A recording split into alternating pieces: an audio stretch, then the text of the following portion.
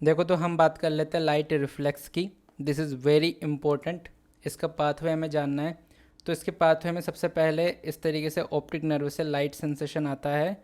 तो वो सबसे पहले कहाँ पे आता है? प्रीटेक्टल न्यूक्लियस के पास आता है। इसे इसके अंदर देखो, एफरेंट पाथवे की बात करते हैं तो सेकेंड ऑप्टिक नर्व होती है, सेकेंड क्रेनियल नर्व, तो उससे लाइट आती है प्रीटेक्टल न्यूक्लियस तक। तो ये पाथवे कहलाता है एफरेंट पाथवे। इफेरेंट की बात करें तो अब पीटीएन से, प्रीटेक्टल न्यूक्लियस से ये आता है ईडब्ल्यूएस के पास, और ईडब्ल्यूएस से ही किसके पास जाता है? फिर सीलियरी गैंग्लियन में जाता है थ्रू क्रेनियल नर्व नंबर 3, और फिर शॉर्ट सीलियरी नर्व को ये आगे सेंसेशन प्रोवाइड कराता है। तो ये इफरेंट पाथवे होता है, और इफरेंट पाथवे के लिए हमें एक बात ध्यान रखनी है, एन आइसोकोरिया। तो देखो, एफरेंट पाथवे के लिए हमारे पास एक निमोनिक है, रो। रो का मतलब क्या हुआ कि आर ए पी डी, आपडी और वर्निक्स प्यूपिल, ये तीन कंडीशन किसके अंदर आती है? एफरेंट पाथवे के अंदर आती है। तो अब हम तीनों पढ़ते हैं। सबसे पहले आपडी पढ़ लेते हैं। एब्सोल्यूट एफरेंट पाथवे डिफेक्ट, ये इसकी फुल फॉर्म होती है, इसे टापडी भी कहते हैं। Total ipsilateral optic nerve is affected in it. ठीक है, तो अगर आप नॉर्मल आई पे शाइन करोगे तो बोथ आई विल कंस्ट्रिक्ट, और अगर एबनॉर्मल आई पे अगर डालोगे तो both I will not constrict. इस तरीके से ये लीजन होता है ऑप्टिक नर्व का, जिसके कारण ये होता है। एफरेंट पाथवे का होता है, और एफरेंट पाथवे में आइसोकोरिया मिलता है। इफरेंट पाथवे के लीजन के अंदर हमको एन आइसोकोरिया मिलता है।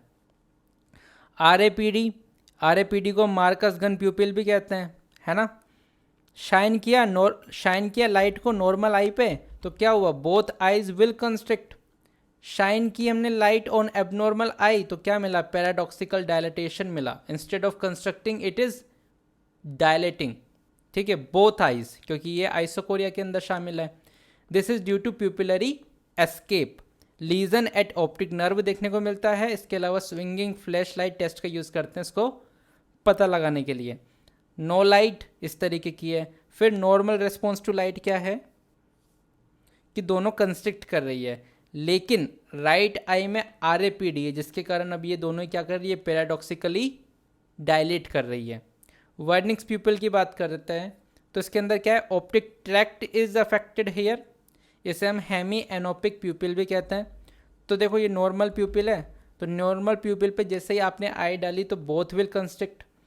अब ये जो एबनॉर्मल प्यूपिल है ना, इसकी भी ये आधा पोर्शन ही है, हाफ पोर्शन इज एबनॉर्मल। तो अगर इधर की तरफ लाइट पड़ी तो बोथ आई विल कंस्ट्रिक्ट, इधर की तरफ लाइट पड़ी तो both I will not constrict. Efferent pathway की बात करते हैं, जिसके अंदर हमें एन आइसोकोरिया मिलता है। एक तो हो गया इसके अंदर ARP, आर्जिल रॉबर्टसन प्यूपिल, मतलब एकोमोडेशन रिफ्लेक्स क्या होता है इसके अंदर? प्रेजेंट होता है, जबकि लाइट रिफ्लेक्स क्या होता है? एब्सेंट होता है। एडीज टोनिक प्यूपिल क्या होती है? टोनिक का मतलब कंस्ट्रिक्शन नहीं होता, it is always dilating ipsilateral side. It is due to lesion in the short ciliary nerve और गैंग्लियन। अकोमोडेशन रिफ्लेक्स इसके अंदर क्या होता है? प्रेजेंट होता है, यही इसकी खासियत होती है। और रिवर्सल देखने को मिलता है अगर हम इसमें पाइलोकार्पिन डालते हैं तो। लेकिन एक होती है फार्मेकोलॉजिकल मायोड्रियासिस, जिसके अंदर क्या हुआ? हमने एट्रोपिन डाल दिया तो मायोड्रियासिस हो जाएगा। ठीक है, इसकी खासियत क्या होती है कि इसके अकोमोडेशन रिफ्लेक्स भी क्या होता है? इसके अंदर एब्सेंट होता है। साइक्लोप्लीजिया है ये। और रिवर्सल भी नहीं देखने को मिलता है पाइलोकार्पिन डालने पर। ठीक है, इट विल नॉट रिवर्स। तो ये सब हो गया light pupillary reflex. Colour blindness की बात करते हैं तो रेड कलर होता है, ग्रीन कलर होता है, ब्लू कलर होता है। जो रेड कलर होता है उसे प्रोटा भी कहते हैं, ग्रीन कलर को ड्यूट्रा भी कहते हैं, और ब्लू कलर को ट्राइटा भी कहते हैं। ठीक है, जो रेड और ग्रीन कलर होता है, GR ग्रीन, तो ये होता है एक्स लिंक्ड रिसेसिव। वहीं पे ब्लू की बात की जाए तो ये क्रोमोसोम नंबर 7 से लिंक्ड होता है। ये स्टीरिया चार्ट है। बच्चे नंबर नहीं पढ़ पाते तो उनके लिए शेप्स का यूज़ करते हैं। ये क्या है? ये है फेंसवर्थ मुंसेल। ठीक है, मल्टीपल स्क्लेरोसिस के बारे में कुछ बातें कि इसके अंदर हमें रेट्रो बल्बर ऑप्टिक न्यूराइटिस देखने को मिलता है। पहली बात, इसमें क्या होता है? ऑप्टिक डिस्क जो होती है नॉर्मल होती है, but in later stages there will be optic atrophy. और इसके अंदर किस टाइप की ऑप्टिक एट्रोफी देखने को मिलती है? तो प्राइमरी टाइप की देखने को मिलती है। कलर ब्लाइंडनेस की बात करें तो रेड और green blindness is seen in multiple sclerosis visual field defect की बात करें तो सेंट्रल स्कोटोमा देखने को मिलता है मल्टीपल स्क्लेरोसिस के अंदर। इसके अलावा आरएपीडी देखने को भी मिलता है। पेपिलाडेमा की बात करें तो अर्लीस्ट फाइंडिंग क्या होती है पेपिलाडेमा के अंदर? This is the blurring of disc margin. Disc margin की क्या हो जाती है? ब्लरिंग हो जाती है। Bilateral due to increased ICP, bilateral condition होती है ये। विजन कैसा होता है इसके अंदर? नॉर्मल होता है। और एमोरोसिस फुकास जानते हो? Transient loss of vision. Visual field defect की बात करें तो एनलार्जमेंट ऑफ ब्लाइंड स्पॉट देखने को मिलता है हमें पेपिलाडेमा के अंदर। ये पेपिलाडेमा की फोटो है।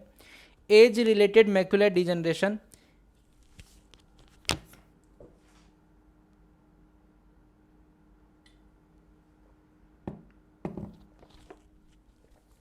एज रिलेटेड मैक्युलर डिजनरेशन इसका एक टाइप होता है ड्राई ARMD। तो डी से ड्राई, डी से याद रखो ड्रूसेन, कि इसके अंदर क्या होता है? ड्रूसेन एक्यूमुलेट होते हैं। ड्रूसेन होते क्या है? ये इयोसिनोफिलिक डिपॉजिट्स होते हैं जो कहाँ पे जाके डिपॉजिट होते हैं? रेटिनल पिगमेंट एपिथेलियम और ब्रश मेम्ब्रेन के बीच में जाके ये डिपॉजिट होते हैं। इस तरीके की फ़ोटो होती है इनकी। और एडवांस स्टेजेस के अंदर हमें क्या देखने को मिलता है? जियोग्राफिकल एट्रोफी देखने को मिलती है। ट्रीटमेंट क्या है? विटामिन सी हो गया, विटामिन ई हो गया, जिंक हो गया, कॉपर हो गया, ल्यूटिन हो गया, इसके अलावा जेक्संथिन हो गया। क्या हो गया? जेक्संथिन।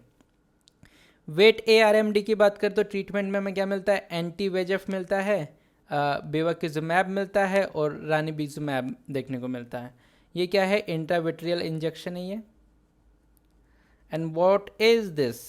ये है सीफेन अपीरियंस ऑन FFA। ये देखने को मिलता है हमें कहाँ पे? सिकल सेल एनीमिया के अंदर देखने को मिलता है हमें सीफेन अपीरियंस। ये है Purtscher retinopathy with a history of pancreatitis, इस तरीके का देखने को मिल सकता है ये। What is this? This is the macular star. So this is all